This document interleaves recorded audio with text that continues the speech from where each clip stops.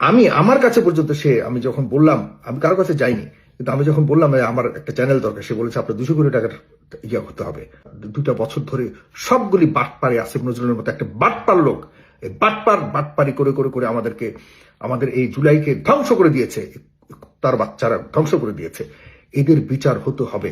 এদের বিচার যদি না হয়, তাহলে জুলাইয়ের 1,500 মানুষের সাথে যারা শহীদ হয়েছে তাদের রক্তের সাথে বেইমানি করা হবে।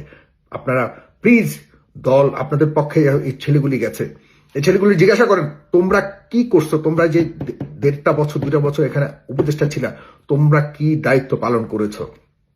আপনার এনসিপিতে সবাই টাকার ধান্দা নেমে গেছে, সবাই, প্রত্যেকটা ছেলে আপনার কয়েকশো কোটি টাকা করে ইয়ে হয়েছে, এরকম অভিযোগ রয়েছে। এই অভিযোগগুলো প্রমাণ করতে বলুন।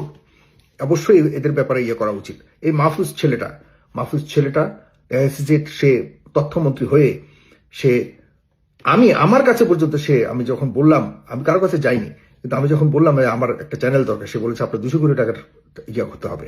আমি বলছি আমার তো 200 কোটি টাকা নাই রে ভাই, আমি তো সারা জীবন এই দেশের জন্য ফাইট করেছি, আমার তো এখনো পর্যন্ত ফাইট করে যাচ্ছে, আমার 2 কোটি টাকাও নাই, 200 কোটি টাকার দূরের কথা। তাহলে আপনি চ্যানেল পাবেন না। অথচ এই ছেলেটাই অন্যদেরকে চ্যানেল দিয়েছে, অন্যদেরকে চ্যানেল দিয়ে আজকে সেই চ্যানেলগুলি আবারও এই জুলাইয়ের বিপক্ষে দাঁড়িয়েছে।